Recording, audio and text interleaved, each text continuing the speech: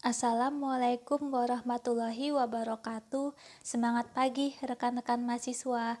Bagaimana kabarnya? Semoga kalian semua selalu sehat ya. Amin.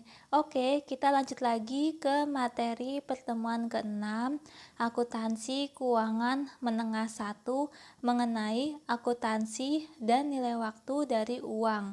Jadi materi ini dibagi menjadi dua pertemuan, di pertemuan ke-6 dan pertemuan ke-7. Yang pertama yang harus kita pahami yaitu mengenai konsep nilai waktu dari uang. Jadi terdapat hubungan antara waktu dan uang, bahwa uang yang diterima saat ini bernilai lebih dari uang yang dijanjikan pada beberapa waktu di masa depan. Pemikiran tersebut secara ekonomi didasarkan atas berbagai alasan. Yang pertama, alasan inflasi, yaitu dengan adanya tingkat inflasi maka dapat menurunkan nilai uang. Yang kedua, alasan konsumsi, yaitu bahwa dengan uang yang sama, apabila dikonsumsikan dapat memberikan tingkat kenikmatan yang lebih dibandingkan dengan jika dikonsumsikan di masa depan. Yang ketiga, alasan risiko penyimpanan, yaitu bahwa dengan adanya risiko yang tidak diketahui di masa depan, maka praktis nilai uang di masa depan membutuhkan jumlah yang cukup tinggi. Selanjutnya, manfaat nilai waktu dari uang, yaitu membuat keputusan mengenai struktur keuangan, kemudian sewa, kemudian pembayaran kembali obligasi, kemudian teknik penilaian surat berharga, dan biaya modal.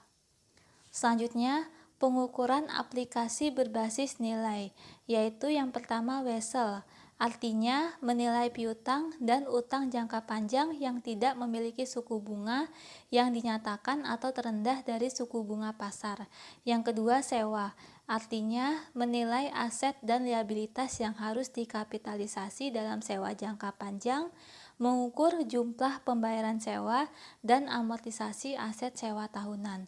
Yang ketiga, pensiun dan imbalan pasca kerja lainnya, yaitu mengukur komponen biaya jasa dari beban imbalan pasca kerja dan kewajiban imbalan pasca kerja dari pemberi kerja.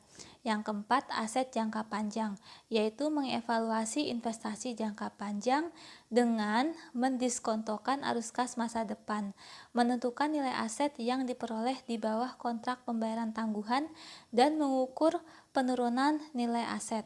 Yang kelima, kompensasi berbasis saham, yaitu menentukan nilai wajar dari jasa penerima kerja dalam program kompensasi opsi saham.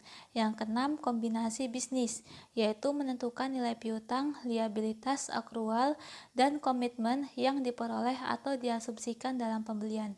Yang ketujuh, pengungkapan, yaitu untuk informasi, tambahan, kebijakan, dan metode akuntansi. Yang terakhir, liabilitas, yaitu menentukan nilai wajar liabilitas masa depan untuk penghentian penggunaan aset. Selanjutnya, perhitungan bunga. Bunga adalah kelebihan kas yang diterima atau dibayar atas sejumlah uang yang dipinjamkan atau meminjam. Terdapat 3 variabel dalam perhitungan bunga. Yang pertama, pinjaman, yaitu jumlah uang yang dipinjam atau diinvestasikan. Yang kedua, suku bunga, yaitu persentase dari jumlah pokok yang terutang, dan waktu, yaitu jumlah tahun atau bagian dari tahun ketika jumlah pokok pinjaman terutang. Terdapat hubungan antara pinjaman, suku bunga, dan waktu, yaitu yang pertama, semakin tinggi jumlah pokok pinjaman, maka semakin tinggi jumlah uang dari bunga. Yang kedua, semakin tinggi suku bunga, maka semakin tinggi jumlah uang dari bunga. Dan semakin lama jangka waktunya, maka semakin tinggi jumlah uang dari bunga. Selanjutnya, perusahaan dapat menghitung dengan menggunakan bunga sederhana atau simple interest, hanya sejumlah pinjaman. Jadi, bunga sederhana ini konsepnya berupa imbalan hasil atas pinjaman untuk satu periode waktu. Rumus perhitungan bunga sederhana yaitu bunga sederhana sama dengan pinjaman dikali suku bunga dikali jumlah periode waktu pinjamannya. Kemudian yang kedua, bunga majemuk. Perusahaan menghitung bunga majemuk atas sejumlah nilai pinjaman dengan bunga yang diperoleh selama periode tertentu. Bunga ini adalah imbalan hasil nilai pinjaman untuk 2 atau lebih periode waktu. Pemajemukan menghitung bunga tidak hanya atas nilai pinjaman, tetapi juga bunga yang diperoleh sampai waktu tertentu atas nilai pinjaman tersebut dengan asumsi bahwa bunga tersisa pada deposito. Terdapat variabel dasar untuk menghitung bunga majemuk. Yang pertama suku bunga, yang kedua jumlah waktu atau periode majemuk, yang ketiga nilai di masa depan dari jumlah tertentu atau yang diinvestasikan dengan asumsi bunga majemuk, yang keempat nilai sekarang atau waktu kini dari jumlah masa depan atau jumlah yang didiskontokan dengan asumsi bunga majemuk. Selanjutnya, kategori bunga majemuk yaitu yang pertama present value, artinya nilai sekarang dari sejumlah uang yang diterima pada beberapa waktu mendatang atas dasar tingkat bunga tertentu. Rumus present value sama dengan nilai di masa depan dikali 1 dibagi 1 ditambah suku bunga dipangkat jumlah periode waktu pinjamannya. Kemudian kategori bunga majemuk yang kedua yaitu future value, artinya nilai masa depan dari sejumlah uang yang diinvestasikan pada beberapa periode mendatang atas dasar tingkat bunga tertentu. Rumus future value sama dengan nilai saat ini dikali 1 ditambah suku bunga dipangkatkan jumlah periode waktu pinjamannya. Kemudian bunga majemuk dari anuitas.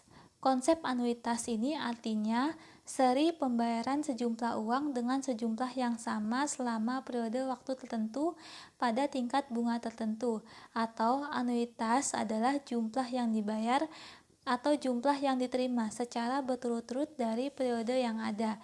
Anuitas ini memiliki sifat yang pertama, jumlah angsurannya sama, yang kedua, jarak periode angsurannya sama, dan yang terakhir, angsuran pertama pada akhir periode pertama. Kemudian, kategori menghitung bunga majemuk dari anuitas. Yang pertama, yaitu ada nilai sekarang dari anuitas biasa, artinya jumlah tunggal yang jika diinvestasikan pada bunga majemuk saat ini, maka investasi tersebut menyediakan anuitas untuk sejumlah periode mendatang. Rumus nilai sekarang dari anuitas biasa sama dengan nilai di masa depan dari anuitas biasa dikali 1 dikurang 1 dibagi 1 ditambah suku bunga dipangkat jumlah periode waktu pinjamannya dibagi suku bunga. Kemudian kategori bunga majemuk dari anuitas untuk yang kedua yaitu nilai masa depan dari anuitas biasa, artinya nilai masa depan dari sejumlah uang yang diakumulasikan, kemudian menjumlahkan nilai masa depan dari semua nilai masa depan setiap sejumlah uang tersebut. Rumus menghitung nilai masa depan dari anuitas biasa sama dengan nilai sekarang dari anuitas biasa dikali 1 ditambah suku bunga dipangkat jumlah periode waktu pinjamannya dikurangi 1 dibagi suku bunga. Kemudian terdapat hubungan nilai waktu dari uang dengan kebijakan investasi. Jadi kebijakan investasi ini berhubungan dengan masa depan, tetapi penilaiannya dilaksanakan pada saat sekarang. Penerimaan bersih dari pelaksanaan investasi yang diterima pada waktu masa depan yang harus dinilai sekarang berdasarkan perhitungan berdasarkan bunga dan diskonto. Penerimaan pada waktu di masa depan pada dasarnya adalah arus kas bersih dari pelaksanaan investasi yang terdiri dari yang pertama investasi awal, yang kedua arus kas masuk dan arus kas keluar selama proyek investasi, dan nilai residu dari proyek investasi. Kemudian kita ke contoh soal yang pertama. Perusahaan meminjam uang kepada bank untuk membiayai pembangunan gedung sebesar Rp500.000 dengan bunga 12% per tahun dalam jangka waktu 2 tahun dan diangsur 4 kali.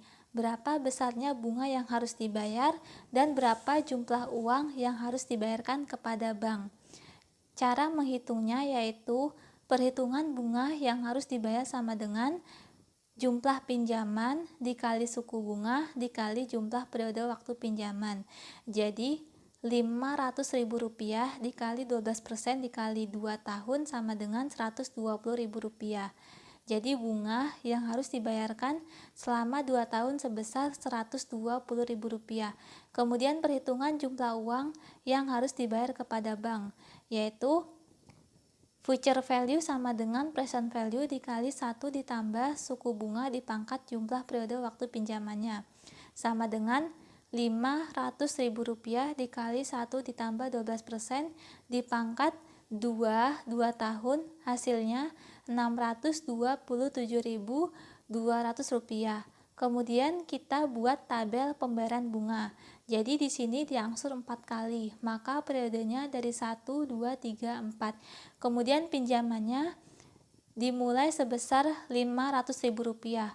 Kemudian angsuran per periodenya yaitu Rp627.200 dibagi 4. Hasilnya Rp156.800. Jadi setiap periode untuk membayar angsurannya Rp156.800. Kemudian menghitung periode bunganya yaitu Rp120.000 dibagi 4. Jadi per periodenya sebesar Rp30.000, maka jumlah bunganya dimulai dari Rp30.000. Kemudian jumlah bunga ini setiap periode bertambah, lalu pinjamannya berkurang karena sudah dibayar secara angsuran. Kemudian contoh soal yang kedua, pada awal tahun 2017 bahwa Tuan Andi menabung di bank sebesar Rp100.000 dengan suku bunga 5% per tahun. Berapa uang Tuan Andi pada akhir tahun 2019? Cara menghitungnya yaitu future value sama dengan present value dikali 1 ditambah suku bunga dipangkat jumlah periode waktu pinjamannya. Jadi sama dengan 100.000 dikali 1 ditambah 5% dipangkatkan 3 tahun. Dari tahun 2017 sampai dengan akhir tahun 2019, hasilnya 115.762. Jadi tabel penerimaan bunganya, investasinya dimulai dari periode pertama 100.000, kemudian bunga pada akhir tahun investasi dikali suku bunga 5%, jadi periode pertama 5.000, kemudian jumlah investasi ditambah bunga, totalnya periode pertama 105.000, dan seterusnya sampai periode ketiga atau sampai akhir tahun 2019. Kemudian contoh soal ketiga, berapa nilai sekarang dari sejumlah uang sebesar Rp1.000.000 yang baru diterima pada akhir tahun kelima apabila didasarkan bunganya 15% dengan bunga majemuk? Maka perhitungan nilai sekarang dengan bunga majemuk yaitu present value sama dengan future value dikali 1 dibagi 1 ditambah suku bunga dipangkatkan jumlah periode waktunya, sama dengan Rp1.000.000 dikali 1 dibagi 1 ditambah 15% dipangkatkan 5 tahun sama dengan Rp497.177. Kemudian contoh soal keempat, perusahaan membayar pinjaman sebesar Rp2.000.000 dalam 5 tahun setiap akhir tahun secara berturut-turut dengan bunga 15%, dan semua pinjaman ini dibayarkan pada akhir tahun kelima. Berapa jumlah yang harus dibayar oleh perusahaan tersebut pada akhir tahun kelima? Cara menghitungnya yaitu dengan menggunakan nilai masa depan dari anuitas biasa sama dengan present value dari anuitas biasa dikali 1 ditambah suku bunga dipangkat jumlah periode waktunya dikurangi 1 dibagi suku bunga. Jadi sama dengan Rp2.000.000 dikali 1 ditambah 15% dipangkat 5 tahun dikurangi 1 dibagi 15%. Hasilnya Rp13.484.762. Kemudian contoh soal kelima. Bank menawarkan kepada perusahaan untuk menerima pinjaman uang sebesar Rp2.000.000 per tahun selama 5 tahun yang diterima pada akhir tahun dengan bunga 15% per tahun. Berapa nilai sekarang dari sejumlah penerimaan selama 5 tahun? Cara menghitungnya menggunakan nilai sekarang dari anuitas biasa sama dengan future value dari anuitas biasa dikali 1 dikurang 1 dibagi 1 ditambah suku bunga dipangkat jumlah periode waktu pinjaman dibagi suku bunga. Sama dengan 2 juta rupiah dikali 1 dikurang 1 dibagi 1 ditambah 15% dipangkat 5 tahun dibagi 15%. Jadi hasilnya 6.794.310 rupiah. Kemudian contoh soal ke-6. Perusahaan membeli peralatan dengan cara angsuran sebesar 10 juta per tahun selama 3 tahun ke depan dan bunga 10% per tahun. Berapa nilai sekarang yang harus dicatat sebagai biaya perolehan peralatan tersebut? Cara menghitungnya menggunakan nilai sekarang dari anuitas biasa sama dengan future value dari anuitas biasa dikali 1 dikurang 1 dibagi 1 ditambah suku bunga dipangkat jumlah periode waktu pinjamannya dibagi suku bunga sama dengan 10 juta rupiah dikali 1 dikurang 1 dibagi 1 ditambah 10% dipangkatkan 3 tahun dibagi 10%. Hasilnya 24 juta 868. Hasilnya 24 juta rupiah 868.520 rupiah. Kemudian contoh soal ke-7. Perusahaan membutuhkan uang sebesar 5 juta rupiah pada 3 tahun mendatang untuk membangun pabrik. Berapa jumlah yang harus didepositokan oleh perusahaan selama 3 tahun dengan bunga 6% per tahun? Jadi cara menghitungnya menggunakan nilai sekarang dengan bunga majemuk. Present value sama dengan future value dikali 1 dibagi 1 ditambah suku bunga dipangkat jumlah periode waktu pinjamannya sama dengan 5 juta rupiah dikali 1 dibagi 1 ditambah 6% dipangkat 3 tahun hasilnya 4.198.096 rupiah. Oke, agar kalian lebih paham lagi mengenai konsep nilai waktu dari uang, kalian dapat mengerjakan tugas ini dan apabila ada pertanyaan yang ingin disampaikan, dapat disampaikan di forum diskusi. Sekian presentasi saya di pertemuan ke-6 ini. Semoga ini dapat bermanfaat. Terima kasih banyak atas perhatiannya. Wassalamualaikum warahmatullahi wabarakatuh.